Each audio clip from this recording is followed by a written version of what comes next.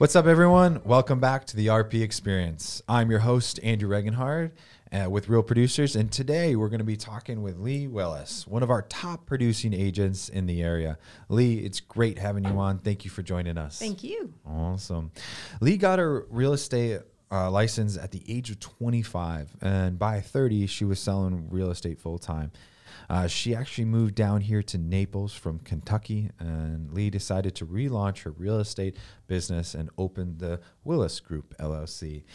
Today, Lee's brokerage firm includes 5 other agents in addition to herself. So we're excited to have you on. Thank you so much, Andrew. Yeah. So tell us a little bit, how did you first get turned on to real estate at the age of 25? And what kind of sparked that interest?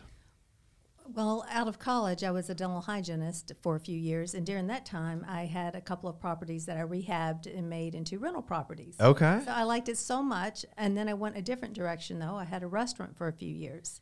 During that time, though, I kept flipping properties and working and got my license, and then after I sold the restaurant, full-time, full-in with real estate. Yeah. Was restaurant, like getting out of the restaurant industry, like the best day of your life? I heard it was the best day of my life because it was just such hard work, such long hours. Yeah, yeah. I've heard that from other restaurant owners. Yeah, like, the busboy goes to take the garbage out and he doesn't come back. He goes to meet his girlfriend for a late date. Right? Yeah. You're like, hello. Washing dishes, bussing tables. Yeah, all of it. Well, that's crazy. Cooking. Yeah, I heard it's an industry that people like think they want to get into it, and then they say the best and most successful day they've ever had is when they got out of it. When they got out of it, yes. It Interesting. Was, yeah. So I was happy to get into real estate. So you're saying then, like some of those properties that you were, flipping and different things, that's kind of what made you passionate about real estate? It was. I loved it. I loved taking something that was run down and had huge potential, and then I had a really good crew and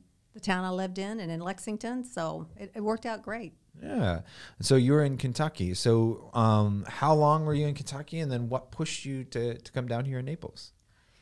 I grew up in Kentucky, in southern Kentucky, lived in Lexington my adult life, and then we moved down in, I think, 2002. And the reason we moved down is my husband said, the only way I'm going to get you out of real estate is to move out of state. So we both love Naples, so we moved down here. And then, were you guys visiting here a lot beforehand then? Oh, we did. We visited. We had friends here, and I said that'd be fine. That's a beautiful area. So we moved down, and I got my real estate license, and then this time I got my broker's license so I could have it for myself, and then eventually it became the small business. That's so cool. That's awesome. And so 2002. And so did you take a little bit of, a lot of people move down here and they're like, well, I want a vacation for the first year living in Naples. Did you take any time off, or did you get right into real estate? No, I took some time off. I tried golf. I'm just a terrible golfer, so I knew that wasn't going to be. Makes two of us. I knew that wasn't going to be my life, and then we started buying rental properties here as well. Okay. Doing 1031 exchanges out of some properties in Kentucky, moved them down here, and it just was very helpful to have my broker's license. That's awesome. Now are you still very involved in the rental game? Do you still have a lot of properties that? No, we sold them, and now I just help other people find rental properties. That's awesome. Yeah. That's cool. That's great. Have you ever listened to the podcast called Bigger Pockets? Yes. That's one of back in my past career when I would deploy, had a lot of time, that I could listen, and that was one that I listened to a lot. It actually was one of the probably driving factors that got me involved in Real Producers, because it was based around real estate, and I just thought you just loved it. Real estate was such a cool industry. It's a very cool industry, and no 2 days are the same. No, I bet not. Which I love. You can't get bored. It's not Groundhog's Day. No, it is never Groundhog's Day. I love it. So, well, great. Well, welcome. Today's topic is really about long-lasting relationships. I know you've been working with a lot of your clients for time after time after time. They keep coming back to you to sell their home again, to move into another. And so we're going to talk about a couple different things that you would suggest to an individual. And obviously, there's going to be a lot that gears around the real estate and the clients in regards to that. But this can be applied to a lot of businesses. It's about relationships, and clients can be your client in any other industry. So What would you say is the best or one of the most important ways to maintain a strong relationship with your clients? I think one of the most important things is communication, clear communication with them, and to stay in touch even after the deal is over. I mean, you don't just shake hands, give them the keys. You stay in touch long term. I started sending out like Thanksgiving cards years ago because I felt like the holiday cards got lost. But the Thanksgiving card, and then one year I didn't send them, and I had so many people go, "Oh, is everything okay?" So I'm like, "Yeah, everything's fine. Well, I just skipped a year, but I'll not be doing that again." So, I learned not to skip that one. To skip the Thanksgiving cards, but they're really fun to design and do. Then I like to send clips of like newspapers or something that might have to do with them if they're back up north, something that might have to do with their community or something of interest to them. Let's just say they're a charity that they're involved with. If I know about that, if I see something in the paper, or in a magazine, I'll just try to keep that personal touch. Right. So something that's really applicable to them, right? Like, is that what you're saying? To their family. If they're if they're expecting a grandchild and you want to check in and see how everybody's doing, and that's cool. That's awesome. Well, interesting. So, what do you think what is the best way to learn and understand your clients? It's sometimes difficult to read clients. It's sometimes clients are a little bit more closed-minded. They're not as open as sometimes you need them to be able to understand them and get them news, paper or magazine or clips or something applicable that you could send to them. So what are some questions maybe that you ask when getting to know your clients? Well, I use an old-fashioned legal pad for the first time I talk to my clients, because I have to, even though we can email back and forth and text, it's just so important to have that first conversation. And you can tell and just ask them questions, exactly what they're looking for, what their expectations are. Are they familiar with this market? Do they have any idea how large this county is? Because when they say, well, we want to look all over Collier County, I'm not sure they understand that the county's larger than a couple of states. Right, exactly. Yeah, and I mean, it's based on what they want. Like, if they're more visual, then I'll send them a map and mark all the neighborhoods we're going to see. I asked them questions. So do you ask them that if they're, I'm sorry to interrupt, did you ask them if they're like a visual versus an audio learner and stuff? No, I can just kind of tell from their communications how they want to be. The first thing I'll ask them too is what they're most comfortable with going forward. Do they want me to text? Do they prefer emails? Do they prefer telephone calls? When's the best time to call? Because you don't want to call somebody working from home in the middle of a work day. Yeah, and I think it's always polite immediately to ask them if this is a good time to talk, because something could have happened during the day and now it's not a good time. Right. Instead of me just launching into what I have to tell them. Oh my gosh! So this listing, blah, blah, blah, blah, yeah, right? Exactly. And be like, exactly. I'm like, very busy right this second. Let's talk in an hour. Yeah. So. I feel like people, once you get on the phone, though, I feel like it's almost. If you've answered the phone, people now think it's a good time to talk, and they don't have that respect. It's like, oh, well, you answered, so it must be a good time. So let me tell you about everything. It's like, no, I answered to be courteous, exactly. To not ignore you, right? Like, is everything okay? Is everything good? Right. Can I talk to you in a second? Right. And something going wrong with the sale? Yeah. Yeah. They're like, well, why didn't you text me? Because I wanted to talk to you. I didn't want to text you. Yeah. So I think it's probably something that the texting and probably my generation has abused and changed in a little bit, or influenced, however you want to say it. So, well, with that kind of said, what do you find to be the best form of communication, or maybe what's the most abundant? Like, what do you use the most for different communications? I probably still use email. Okay. A lot.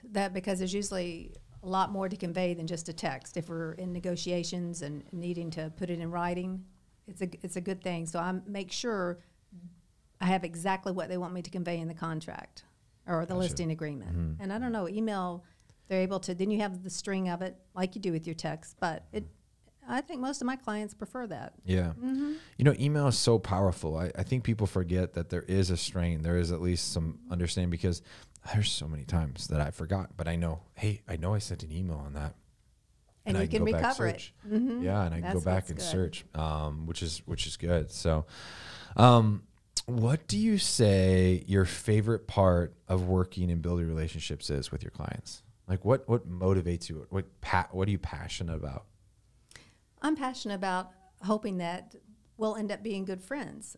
4 of my 5 agents were my clients when they came down here. And so then I said, look, you'd be great agents. You should get your license. And they have. And it's been amazing watching them transition from just moving down here and not being sure what they want to do to becoming really good agents.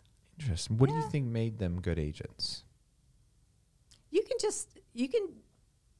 Well, first of all, you just can't teach common sense, right? Mm-hmm. And they all have such good common sense, and they're good communicators, and they're business-minded, and they take copious notes, and so they're just, you can just tell if somebody's going to be good in sales. Yeah, of course.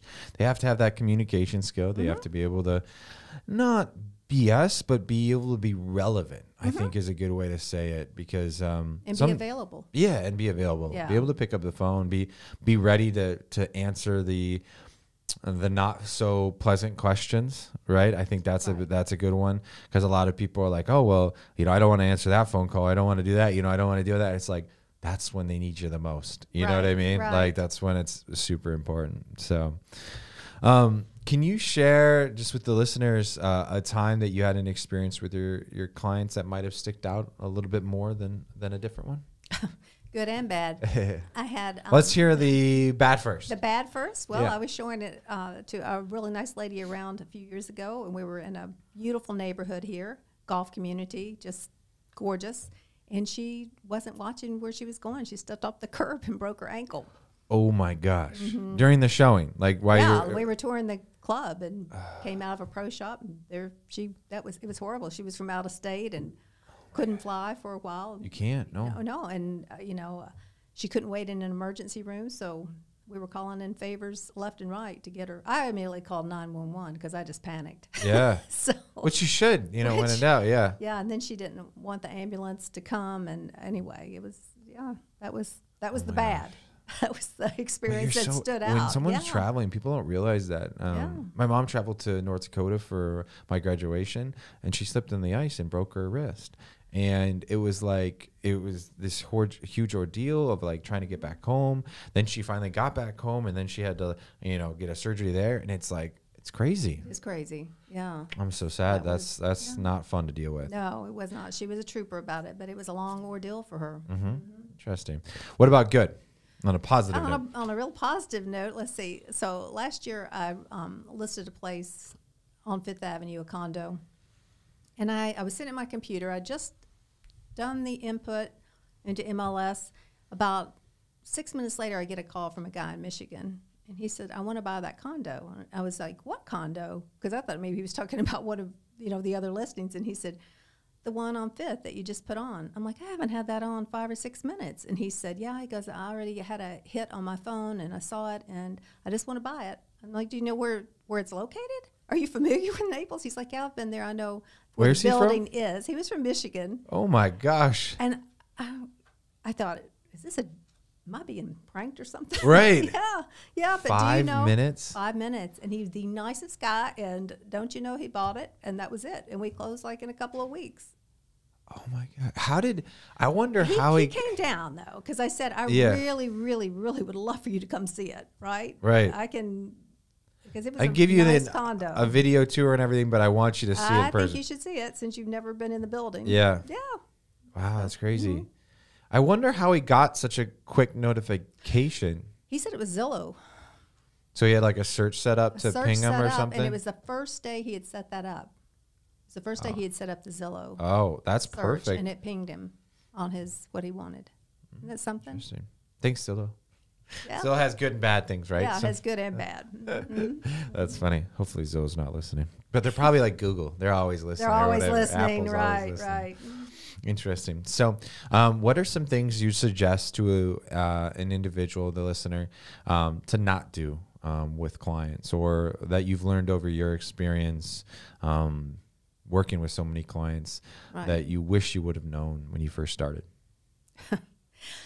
One thing is, don't give unsolicited advice on anything. I mean, I'll never forget when I first started in Lexington, showing this couple a house, and they were under contract. They were getting ready to write an offer. We weren't under contract yet. And I go bouncing in. I'm like, so walking around going, oh, I guess the first thing you'll do is change this paint color of this awful green, right?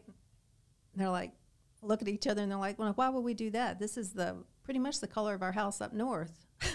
So where do you go from there? You've got nowhere to go.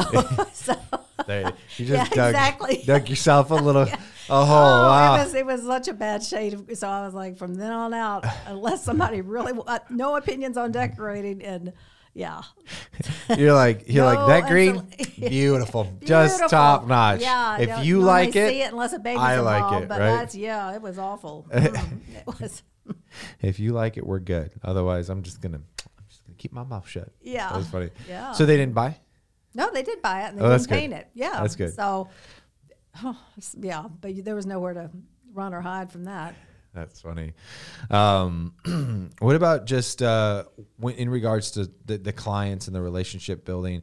If you were going to to take it to the next step, let's say someone's starting to build a relationship, right? And they maybe have done one deal with that client, but it didn't go perfect, right? Like, how do you improve with a relationship? How do you keep that client for a long time?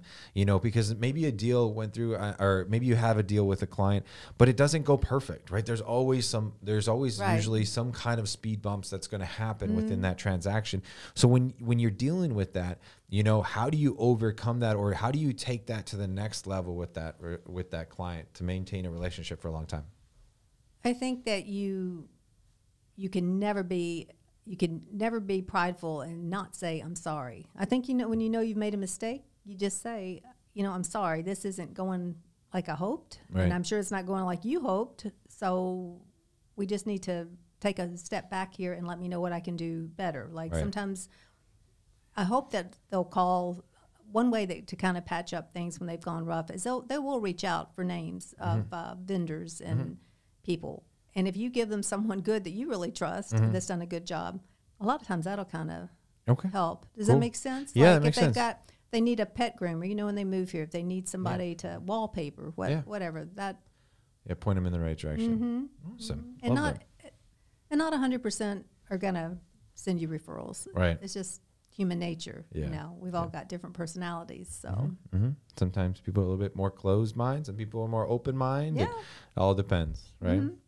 Well, good. Well, we have a standard within the RP experience where we get to ask all of our guests the same 3 questions. And that first question to you is, how has a failure or an apparent failure set you up for a later success? And do you have a favorite failure of yours? Well, once I was showing property in Lexington, and it was a snowy day, and it was to a corporate client, and we were looking at new construction, and I locked up my keys in the car. So that was bad. That was not good, because trying to get someone to come out, it was a really cold day. So, and they were with you too, so you locked both of everyone out. I had us all locked out, just in a new construction house, snow flurries going through. So, oh my gosh! Yeah, and I could only imagine how cold.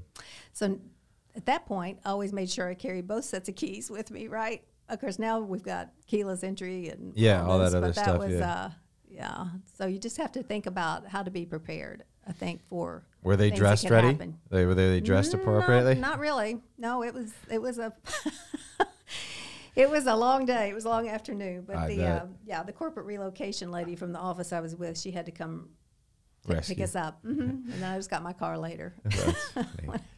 Well, note to self: always make sure you can get back into your car in case you walk in. And make sure your clients are comfortable. It's hot down here. Keep water in your car. Keep a little. Yeah. The next question is, when you feel overwhelmed or unfocused and you've lost that focus temporarily, what do you do to kind of restart? I try to get outside.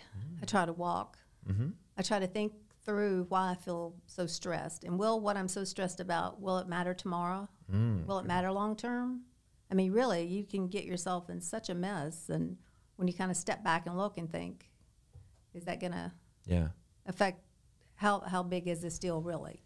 You know, so being stressed out can really derail you. For sure, right? for sure. It messes with your mindset. So I think getting back to nature, taking long walks, listening to music. Okay. Good music. What kind of music? Get on the treadmill. The 70s. Okay. There we go. The 70s. And I like yacht rock and okay. You know, Love it. Yeah, that kind of music. Some Interesting. country. I like country music. Country's good. Mm-hmm. I love country music. I don't know, like especially going out on the water or something. Listening to country music to me is so relaxing. Oh yeah. So good. So we'll love it. So there's one last question. What are bad recommendations or advice you hear in your industry? I hear agents trying to move clients or customers up in price.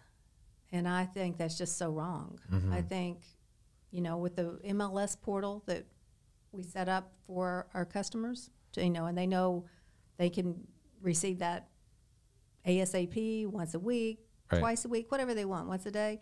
But they're smart. Our buyers down here are smart people. Oh, yeah? Oh, yeah. So if they want to move up in price, they'll make that decision when they come down and look in the price range that they've selected. And that's totally true. You see what I'm saying on that? Yeah. Usually so there's... why would you try to... Well, I do. I hear them moving people up. I'm like, I wouldn't like that. If I go get a car, I know exactly what I usually want. I don't need them moving me up in something I couldn't even start. Right. Yeah. And, a lot of the people down here are second home buyers, It's like they've gone through the process plenty of times, right? They're probably pretty smart at their money if they're able to buy a second or third home. So adjusting that on their behalf, yeah. Yeah, and I hear agents try to talk buyers out of getting inspections. Well, even with an as-is, they can still get an inspection. I mean, why would you not do that? Yeah, at least know what you're getting yourself into. Yeah. That's so true. So true. Well, we are already out of time. Time flies when you're having fun, right? Yeah. So, Lee, thank you so much for joining us today. It was an absolute pleasure chatting with you. Oh, thank you, Andrew. Thanks. It's always good to see you. It's great seeing you. I appreciate all you do for this community. Oh, thank you. So it wouldn't be a community without amazing agents and partners like you guys and great partners that help make it happen. So we really appreciate it. So as always, the RP Experience is extremely thrilled to have you on here. We're here at Venture X in the podcast room. Don't forget to like, subscribe, and stay tuned for the next episode. So, all right, we'll see you guys.